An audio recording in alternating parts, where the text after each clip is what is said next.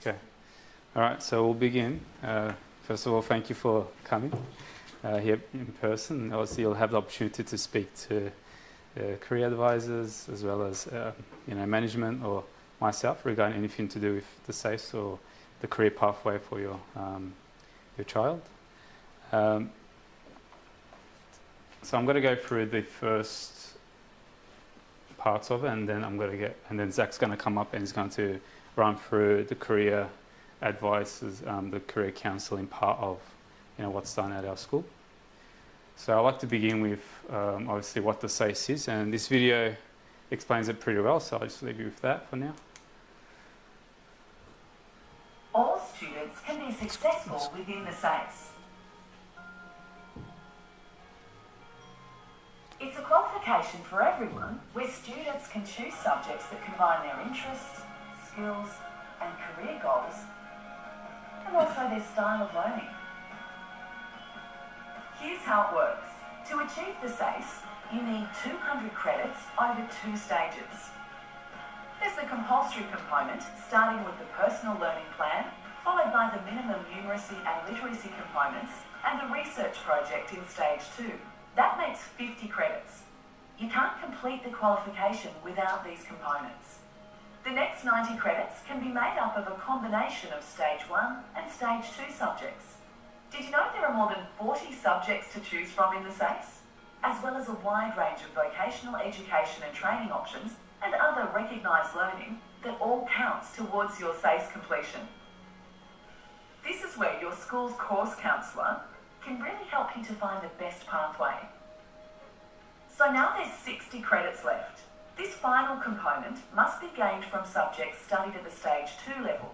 Most students continue subjects they've already studied at stage 1. So 200 credits with 90 credits completed at stage 1 and 2 plus 60 credits at stage 2 with a C- grade or better means you will receive this. But what about the ATAR? The South Australian Tertiary Admissions Centre, better known as SACE, is responsible for calculating your ATAR. To be eligible for an ATAR, you must study 90 credits at the stage 2 level. SACE also has information on scaling and how to apply for tertiary education. The SACE website has more information about your SACE journey. The South Australian Certificate of Education, learning at the pace of change.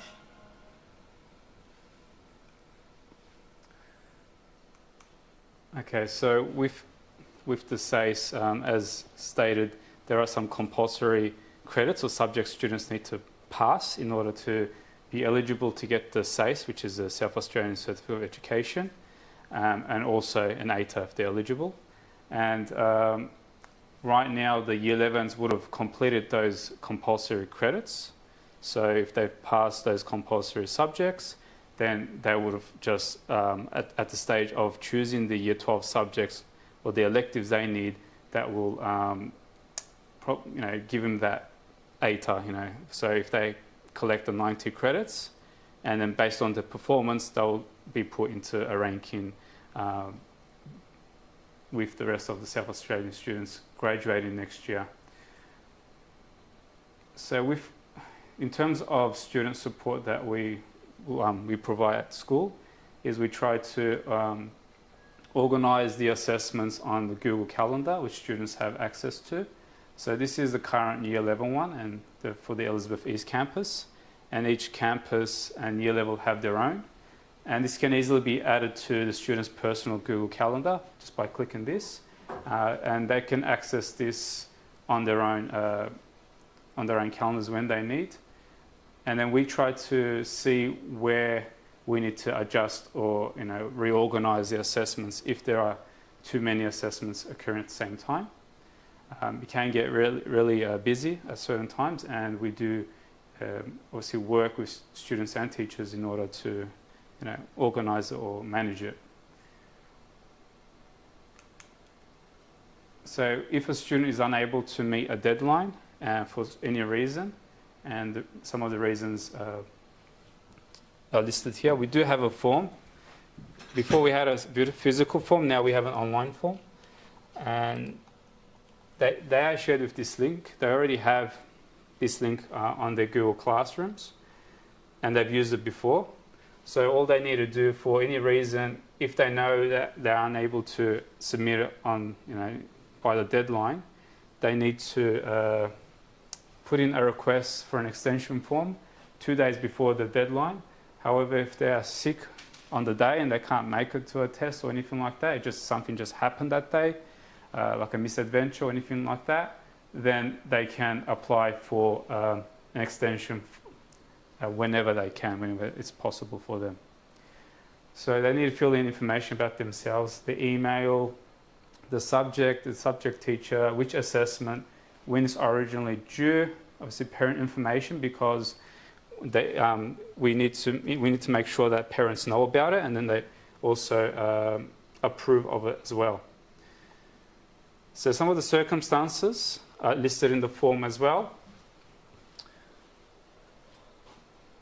So if it's beyond their control, then these are ones where we have, for example, temporary medical issue. So they either need to submit, attached to the form, a medical certificate, or they can, if they're unable to go to a doctor, or it's just something where they just need to rest at home and recover in a day or two, then a signed letter from home.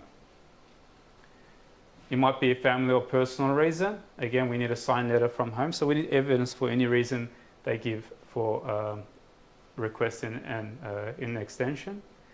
So a severe disruption to living environment, again, signed letter from home, and any religious obligations also requires a signed letter from home.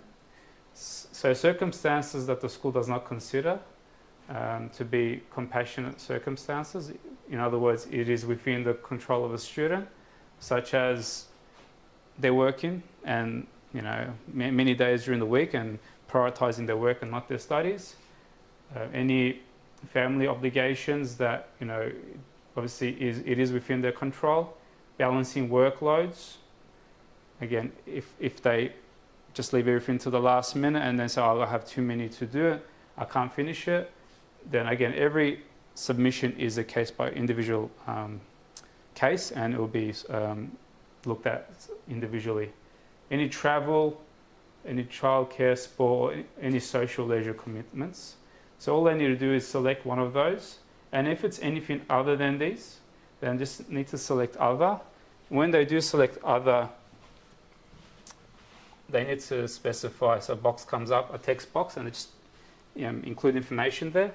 They sign, and they need to upload the evidence. So one of those ones involved. And then once they submit this, it goes to the parent, whoever email they put in at the on top, and then that goes to the teacher. Once the teacher approves or disapproves, it will go to the SACE coordinator for final approval. And then once it goes through the final approval, an email will be sent to the student as well as the parent.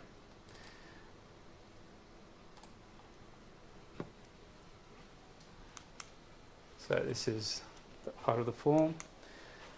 Special provisions, so this is separate to the extensions. Some students may require special provisions. So there is information for parents and separate information for students. But this video sort of explains what that is, so we'll watch this. School isn't always smooth sailing. Every year there are students doing their SACE while managing a disability, illness or personal difficulty. It could be a pre-diagnosed condition like dyslexia, autism, a mental health condition or vision impairment. Or it could just occur out of the blue through accident, injury, sudden illness like glandular fever, or serious illness of a close family member. Sometimes these conditions are manageable, but when they impact your learning, adjustments can be made to support you in achieving your SACE. These adjustments are called special provisions, and because everyone's disability, illness or difficulty is different, everyone's special provisions will be different too. The purpose of special provisions is to help you access and complete your SACE so you can show the full extent of your learning. This might happen through a range of adjustments, such as getting extra time to finish an assignment or a test, or sometimes a reduction in the number of assessments. Using assistive technology, using an adapted exam paper with larger fonts or a colour that helps you read it better, or taking rest breaks. To apply for special provisions, it's important to first have a meeting with your school's SACE coordinator where you can discuss your difficulty, the impact it has on your learning and assessment, and the types of things that help you to learn and complete tasks. The school might ask for evidence to support your application. You might have medical evidence in the form of a diagnosis from a doctor, a specialist's report, or you and your teacher might be able to show through your school records and work samples that your disability or illness is affecting your school work. Working with your school to find the adjustments that work for you is really important. And those adjustments might change over time. You might not need them anymore, or you might need slightly different ones that provide extra support at key times in the year. The important thing is, together with your school, you get a say in what works and what doesn't work for you. So if your difficulty is impacting your learning, don't suffer in silence. Begin the conversation with your SACE coordinator, find out about your eligibility for special provisions, and get the help and support you need to complete your SACE. Also, check out more support resources on the SACE website. The South Australian Certificate of Education. Learning at the pace of change. So with the special provisions is a bit different because, like they said, students will require different adjustments. Not the type of adjustments where they do different assessments, but they may be given extra time for a test, like maybe 15 minutes per hour or 20 minutes per hour. It just depends, just so that they're given the opportunity to show what they're capable of doing in that subject. The sooner the student comes to us about their special provisions, it will be better for the student so that they're able to organise the expectations of each subject and assessments for that. It can be initiated by the student themselves, a parent, a teacher, a coordinator, a student coordinator, a counsellor. So it's something that as soon as we pick up, if I see that a student is applying for extensions too often, then there may be something else going on. And then we'll approach the student and say, you may be eligible for special provisions. Let's sit down and talk about it. Other student support that we have is there's always someone that a student can talk to. It can be the teacher that they feel comfortable with, the coordinator, year level coordinator, the school counselling services that we have who look at time management, organisation, their general well-being. Or if they do speak to the year level coordinator or they don't know who to speak to about a certain reason, the first point of contact will be the coordinator, and that person can direct them to the right person. And also obviously the SACE coordinator for any SACE related matters. So the key here is if they're having difficulties with anything, to speak up as soon as possible. Better than keeping it inside them and then leaving it to last minute, and then we find out that students going through all this anxiety and stress because they've been quiet all this time and they've gone through all these difficulties. So we do have a SACE policy, and parents, also students, have access to that. So you can find it on the school website, on the portal. Go to parent, and then you have policies, and then you have a list of policies, and it's just the SACE student policy. I just want to go through some of the points in the policy so you're aware of. You can go and read the whole policy, but some points to take home with you. So absenteeism and its impact on academic performance, there's some information about that. So that teachers must give students a minimum of one formal drafting opportunity for each assessment, with any informal feedback, which we call conferencing. No redoing of assessment tasks, so it's just whatever they do, that's what, they don't get a second chance on it. So if there's any problems going on, they need to let us know beforehand, and they need to prepare well for those assessments. Not all assessments are tests. Some of them students are given 3 to 4 weeks, some even 2 months, depending on the subject and what the teacher prepares or organises for them. Finalise all stage assessments in terms 1 to 3. so allow time to focus on exams in term 4. Exams are in term 4. External assessments that are not exams also at the end of term 3 or the start of term 4. So when you look at it, year 12 is just 3 terms, not 4 terms. Students managing time to hand up multiple assessments at similar times. They need to have proper communication regarding extensions. So they need to apply for extensions beforehand. So an updated system of communicating and organising SACE due dates to reduce the cluster of assessments during busy times of the year. And if we're aware of that there are too many assessments due at the same time, and we're told about it, then we'll look into it and try to work with the students. Because students have different subjects, and it may look like they have a lot of assessments at one go, but it's just that they may not be doing all of their subjects, maybe 1 out of the 3, some maybe 2. We do have lateness penalties, about 10% or 1 grade. So if it's an A, maybe a B, go down to a B for each day late. And we do have 0 tolerance for plagiarism. AI and plagiarism. So students have been using AI a lot, and it's just that we find that they're not using it the way they should be using it. So they should use it as a resource, a study aid, to maybe get some ideas just to start up, because it may give them direct information or answers or ideas that they can, in a quicker time than if they were to do a Google search and try to look for the right one. They may just ask the AI or the chatbot, and it'll just give them some ideas. It's a matter of them getting those ideas, choosing the ones that are relevant to what they're investigating, and then breaking that up and elaborating using that idea and sort of unpacking it to to complete the assessment based on what's expected from the task. But students just go the easy way and just tell it, okay, yeah, structure in this way, answer in this way, and then just copy and paste it. And teachers do pick up on it, because in normal interactions with their students, they know what's their work and what's not their work. So the process is, so that's what we expect from them. So we encourage students to use that to refine their work and get feedback. So speak to the teachers, get feedback on their work and how they're going, so they can improve it.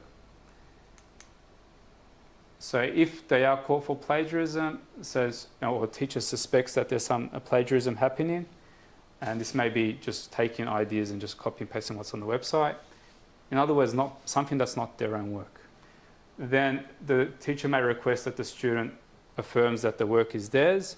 The teacher may question them about the work that they've submitted or they've been working on for the past couple of weeks, because if they've worked on it, then they'll know what they're talking about. But if they're unable to answer the questions, then it sort of, it just shows that the student is not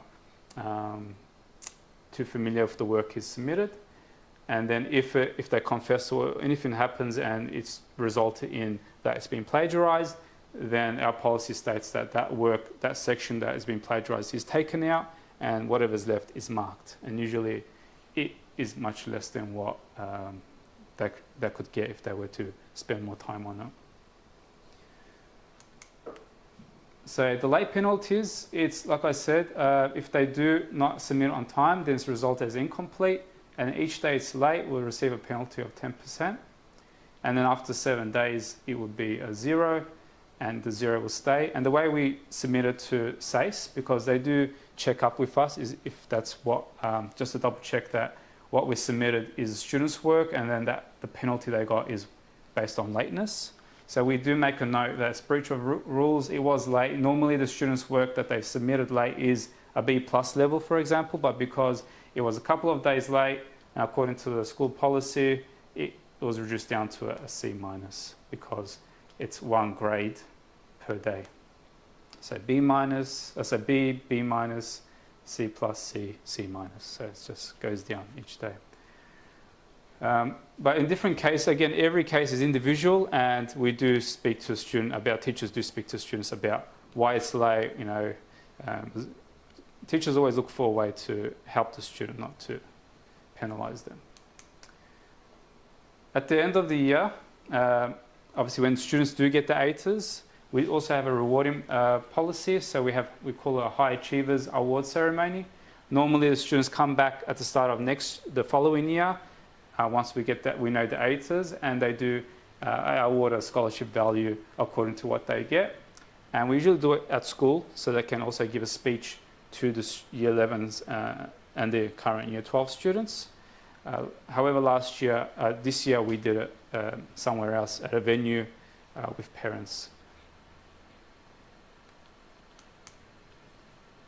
So what we've done so far is for the past couple of weeks, I've been meeting with the students and speaking to them about their subject selections. I've mostly met with the ones who I flagged as a concern if they were choosing a subject that they're most likely not going to do well in year 12, or a subject that maybe they may not be eligible for based on our criteria.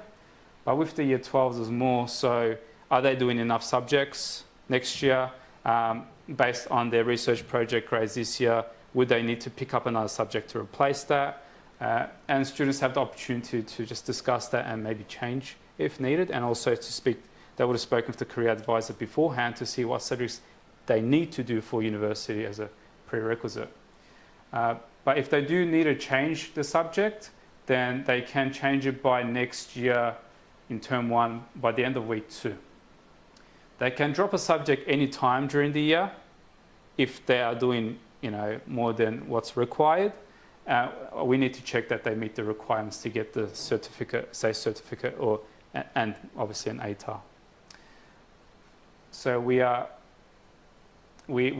have it online. This is the form that they fill in. I just updated it. So this also applies to year 11s. But what I do have here is I do need parents to know about it. So the question is, have you consulted your parent? And they click yes. And then they need to provide parent name and email address. Obviously, I trust the students, but I also need to notify the parents that a change has been made. And if it shouldn't have been made, they know about it, then they'll contact me. So I do send an email. So the end of year exams happen in term 4 around week 4 and 5. If they're doing like a language, stage 2 language, they have like an oral or written in term 1, in week 1 of term 4. That's when it begins. But we do finish, the year 12s do finish last day of term 3. And so that some teachers do begin exam preparation at the end of term 3, before the end of term 3, and then continue in the holidays and also the first 3 weeks of term 4. So the schedule is communicated with students. So this is week 2 of term 4, and as you can see, on scheduled times they do have some trials, exams, or they may have consultation with teachers based on maybe the external assessments they're doing. So for example, we have visual arts external, but majority of them are mostly examinations or trial exams. So the video did talk about the ATAR a bit. It is the Australian Tertiary Admission Rank, and is a score between 0 and 99.95. You can't get higher than that. And it's used by universities to offer courses to students based on their ranking of the students in that cohort. In other words, students who graduate in that year. It just measures the overall achievement in the SACE compared to other students. The stage 1 subjects do not count towards the student's ATAR. So only if they did a stage 2 subject this year, they would have done a research project. They can count towards the ATAR if they wanted to. If they don't want it to, because they're not happy with it and they need a certain ATAR score to get into what they want, then they may pick up another subject, or they may do a vet course or another optional study. We call that the flexible option, which I'll get to. So the ATAR is calculated from the best 90 credits of stage 2 subjects. Now, to get a SACE, you need 60 credits to get the certificate that you finish year 11 and year 12. But to get a ranking, you need 90 credits of year 12 subjects. So an extra year 12 subject, 20 credit subject. We do give a predicted ATAR to students during term 3 to help them with their SATEC applications to see how they're going currently with the year 12 subjects. It might be only half of the assessments done. Based on those, we just give an estimated, and we don't go best case, we don't go worst case, we go a bit more realistic and just below that, so that they can sort of pick up their pace, and they can also speak to a career advisor and look at the options to get into the career pathway that they want. And then they can come and see me later on to see what it will look like if, once they've got some progress. So we also offer a VET, which is vocational education training. And majority of the year 12 students, obviously, they do it only so that they can get the credits for it. And it does benefit the students mostly. And I'll show you an example on how it works. So it needs to be a certificate 3 or higher in order to be counted as a stage 2 subject. And it can only be a maximum of 20 credits. So let's just say, for example, a student did these subjects and did a VET and got these grades for it. All they need to do is pass the VET. So they don't get a grade for VET. They get a grade for VET out of 20 only after they've got grades for these subjects here. So let's just say that for this one here with VET, so the lowest scoring subject, which is the mathematics, is 12 out of 20.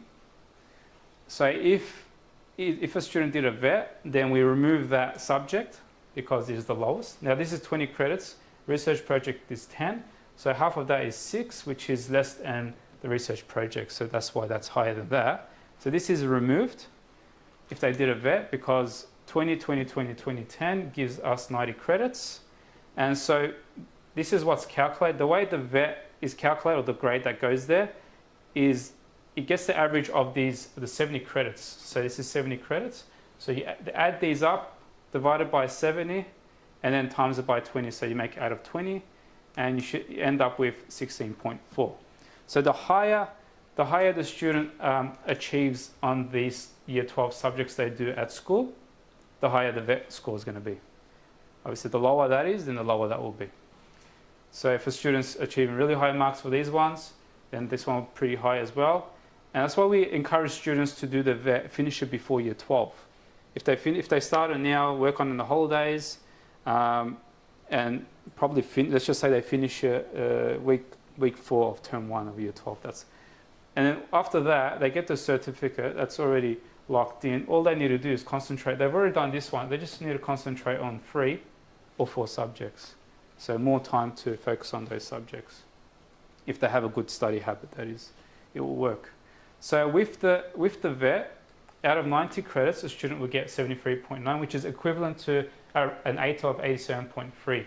This is based on the 2023 conversion table. Without VET, then they need to include that mathematics, which was the load to 12, and then they would have got 81.8. So there's, as you can see, 87, 81.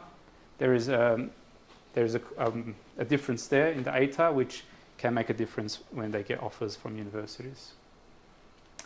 The higher their grades are, so the higher they are in the ATAR, the less it increases, because it's just, to get to 99.95, it just gets harder because of the competition with the rest of the year 12s that year. We also have university studies for students, offered for students, and students need to sort of apply for them themselves. So either they can do a VET, or they can do a year 12 subject, or they can choose to do university studies. They can only do one. This is actually, it's a university unit or course that they do.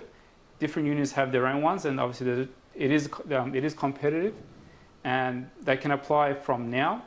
They do need about most all Bs and have completed at least a stage 2 subject. And they do it during year 12, so it's just another subject. The benefit of this is, even though it's hard, but if they get a HD, each semester is worth 10 credits. If they get a high distinction, they get 10 out of 10. Distinction 9.9 out of 10. So they're quite high no matter what they get. But we only encourage it for students who are actually ready to do that. If they're not, then it won't benefit them, and they might end up not being able to complete it, and then not meeting the SACE or the ATOC criteria to get, because of the credits they aren't able to achieve. Any questions? So there's a lot to take in at this time, but I'm hoping we share these slides with everyone, and there are some links there. And then if you have any questions, whether you remember or not, you can always book in a meeting and we can go through the slides again. You can ask your questions. All right. Thank you for coming. My name is Zakaria. I am the career advisor at Pinnacle College Elizabeth campus. This is Shayda Noor. She's the Golden Grove career advisor. So if you have any daughters that go there, she'll be the main contact. So our role is obviously whatever's left over from SACE comes back to us in terms of career-wise and making the right choices, helping the students make the right choices. So the first thing that we're going to talk about is prerequisites, and then vet, and then student personal planner, booking a session, and then university visits. So mainly these are the main things that we do throughout the year to make sure that the students are on track with their careers, while the SACE, for the SACE coordinator, is that they're on track within their schooling and their credits. So when choosing a subject to do in Year 12, you need to consider the following things. So we ask them what degree they want to do, which university offer the degree that they want. Are they going to be here? Because we have students that wanted to go to a different state, and different states all have different requirements. And are there any prerequisites and any additional criteria? So prerequisites are basically subjects that students must do in Year 12 in order to get into a subject in university. A very common one that we have within our campus is engineering. So if a student wants to get into civil engineering, they have to do methods, mathematical methods. It's a compulsory across all universities within South Australia. And if they don't do it, we go through the pathway, which is obviously a little longer, but to get a direct entry, the prerequisite is for them to do methods. Same thing for, we've had some students, about 6 or 7 students wanted to do medicine at this campus. They had to sit an interview, a UCAT test, along with completing either biology, chemistry, or methods, choosing one of them as the prerequisite, and completing these 2 other prerequisites as part of the medicine degree. So every degree has a prerequisite. Some degrees, majority in uni, don't have, but they have an ATAR, a minimum ATAR, a guaranteed ATAR, and an above ATAR. If you get it above it, you get a direct entry. So while we get students to make the right choices in Year 12, especially with Mr. Sammy and I, when we sat down with the current Year 11s going to Year 12, and even the current Year 10s going to Year 11, when we sit down with them, we make sure that they are picking the right subjects when they're going to Year 12, so that it does not affect their future after Year 12 going to university. We've had some instances, yes, where students have picked a subject, but throughout the year in Year 12, they've changed their mind in careers, and they wanted to go to a different pathway, but then that university degree required another prerequisite, which they were not doing, and it was kind of too late to change. So we have alternatives, which are called pathways. And an example of that I had with a student this year. He wanted to do nursing, but it wasn't even a matter of subject, it was a matter of ATAR. He could not get the ATAR. So we found an alternative where he will expend an extra year in uni rather than spending 2 years looking for the right degree. He just has to do a diploma in health, which moves him up to the Bachelor of Nursing. Whereas if he had gotten the ATAR, he would have gotten a direct entry. So those are the main things that we look at, especially if there are any additional criteria and prerequisite, and which state, because South Australia is the only state that I know that doesn't require English. Whereas where I come from, Melbourne, English is compulsory in every university. It's a prerequisite. You have to have English, and you have to get over a certain % for English. Same thing for New South Wales. English is compulsory for every uni course. That's why we warn students before entering Year 12, if they choose to move overstate, that they have to have English as one of their subjects. Unfortunately, a lot of kids don't like doing it, but that's the risks that they have to take when they want to go interstate. So the next thing that we deal with as career advisors is vet. So we don't directly deal with vet. We're like an indirect partner where we help the students, we check their progress, we follow it up fortnightly with the vet institution and with the students themselves. But if the students have the questions about the vet, there's a direct link between the student and the vet The vet has their email. Students can email them or call the vet education place and ask questions. So vet is a self-paced course that they're given 12 months to complete. And as Mr. Sami explained, the vet is basically another subject if they don't want to do a subject within school, an external subject that they can pick outside. It is the responsibility of the student to complete the course on time so that they can pass the assessments and get the 20 credits towards their SACE. We are responsible in terms of encouraging them to finish it on time, but we are not responsible for following up continuously because it is something that they've chosen to do outside of school. We're just making sure that if the student has 3 subjects and he doesn't have a 4th subject to complete the SACE credits, we then have to hassle them to finish the vet because the vet is going to make up, or else they don't get a certificate and they don't get an ATAR. So that's the risks that the student will run if he's doing the minimum subjects. But if he's doing already 4 subjects here and he doesn't complete the vet on time, whether he wants it to go towards his ATAR or not is up to him, but he will get that SACE certificate. But if he's doing the minimum subjects here and we less than 3 subjects here and we want him to complete the vet to get an ATAR, that's where we've had a big dilemma with a lot of students doing that.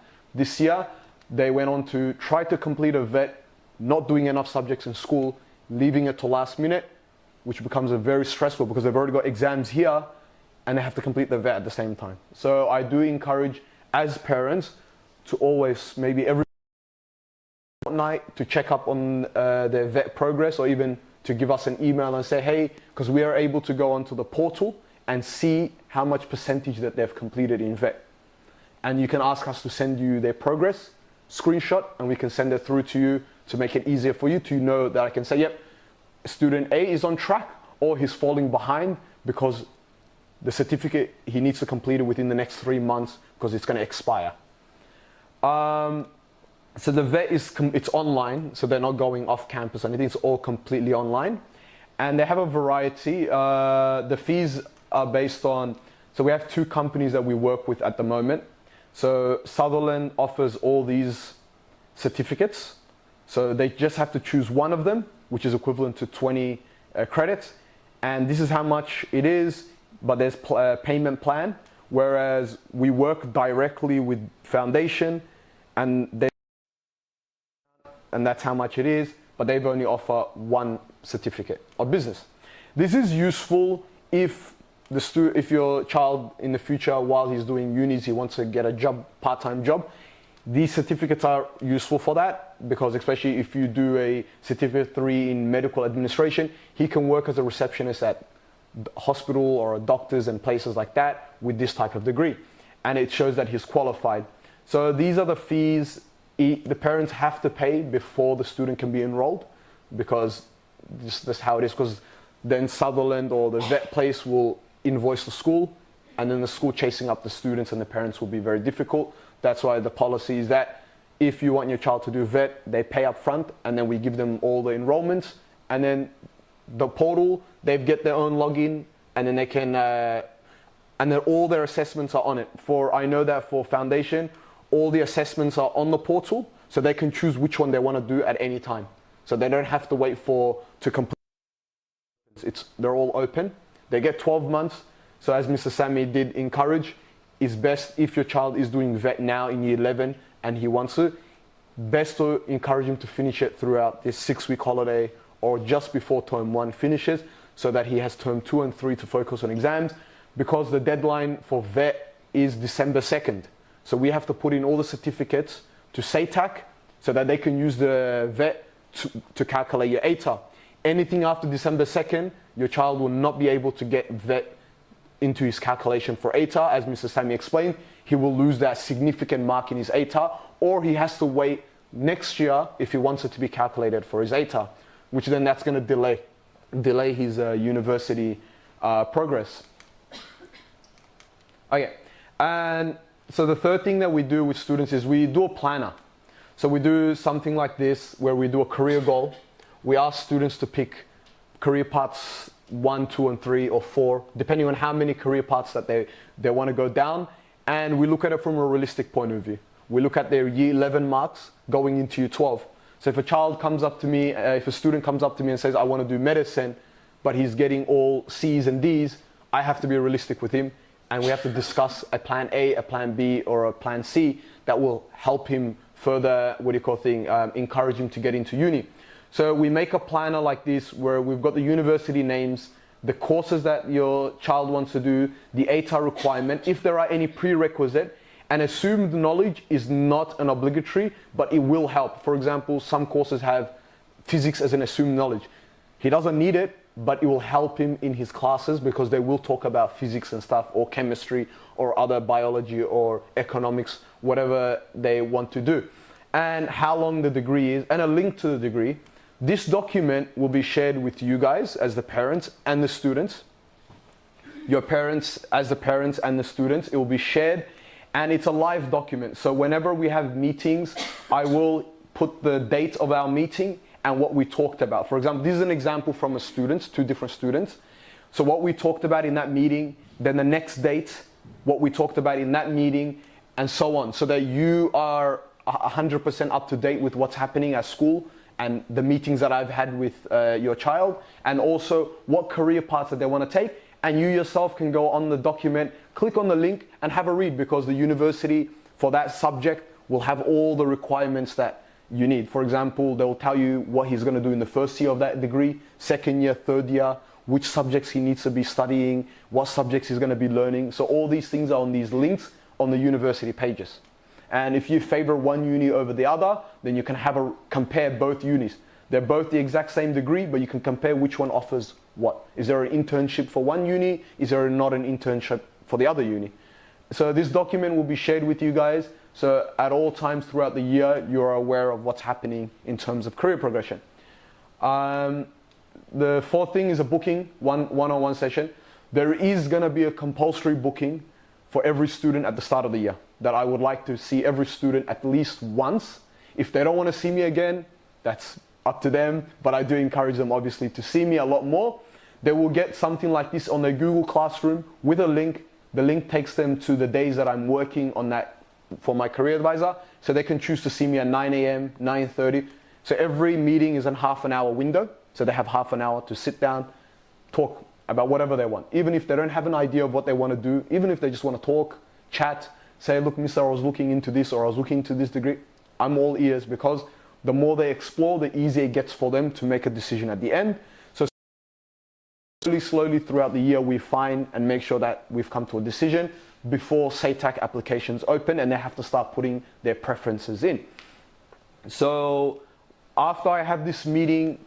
So that is Yep. going to be next year? Yes, January, next year. 27th of January, yeah? Yeah, so no, this is just an example that I made, but I'll be working 5 days at school. So the times that I'm not teaching or doing anything else, they will see on my calendar. So for example, this year, the students know that Wednesday, Thursday, Friday, all these times I'm available. So they're all half an hour in between. So if a student books me here, the next student can book me here, then the next student can book me here, and so on and so on. I have like a day. So I'm very flexible, because at the end of the day, that's my job, to help students.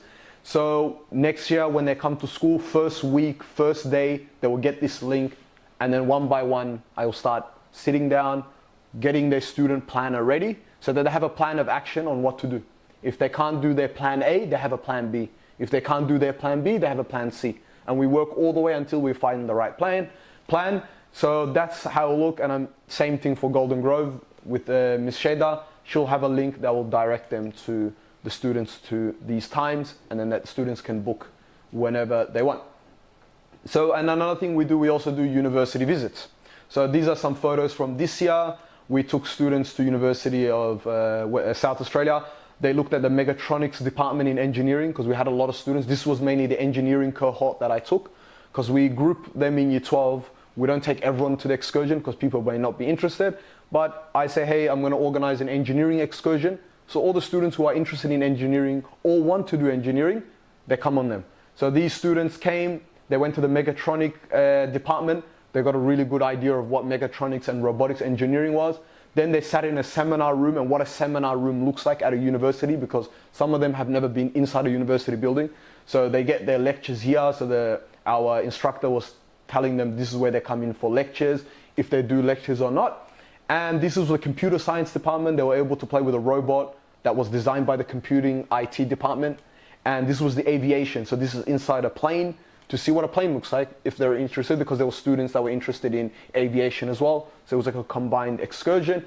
So we take them to many different excursion activities and incursions. We call university representatives here to discuss. We brought medicine representative twice for the girls and the boys, because we had girls and boys here.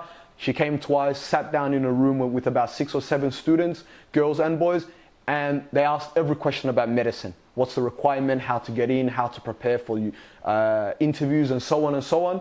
So we bring experts to school and we go to them as well to give the students a real hand experience, and also to get a better understanding from the expert themselves, because we may know all the degrees, but we've never lived in all of them. So we try to bring experts here to give them a real life experience. And this was a very good excursion because the students were able to get a like a hands-on demonstration on how to do computing, what a plane looks like in the inside of a plane, and to go into different engineering departments to see how they do work, because this will change their mind maybe, or make them more motivated to actually want to do this job. Yep, so those are the departments that we discussed. And there's one thing I didn't touch on, I forgot to add in. So SATAC as well. So we're also responsible for SATAC, which is the portal where students will have to put in an application. They put in their top 6 subjects that they want to study at university, and then they send the application through. And then when the ATARs come out, that's where universities go to pick students. So for example, if student A put engineering as his number 1, mechanical engineering, and he gets above 80 ATAR, and he has the methods, mathematical methods as his preference, then University of South Australia will take that student because he meets all the criteria. So when the application opens in late or early August and it closes in late September, you guys will be notified about that as well through email, but the students will be made aware. And we also do call SATAC information people to come here and explain how to use the portal, because they're going to have to fill out documents. And the beautiful thing about SATAC is, if you have concession card or other different places or areas that you live in, you can apply for special university schemes and you get bonus points on top of that as well. And it gets added all to your ATAR, but we will go through that in depth with the students later in the year, because it's not necessary early on. So yeah, that's my, thank you. All good? Yeah. Yeah, so just these are the contacts for both campuses. So this is the contacts for Elizabeth East. We do have a new principal next year. I didn't put his email there because it's not activated yet, but if you have any questions this year, obviously current principal, deputy principal, year level coordinator, SACE coordinator, or career advisor, you can obviously contact them, or if you don't have access to this, just call the front office and say, I want to see this person or this, and then they can obviously let us know. If they can't get to us, then they'll leave us a message or an email and we'll get back to you. And this is the contacts for Golden Grove. So we do have a change in principals there as well. But they're both principals, so you can obviously email them. And yes, we do have year level coordinator, SACE coordinator, and career advisor. Yeah, so that's it. So thank you for coming. If you need any questions, if you want to speak to us, your mum's going to close the online stream.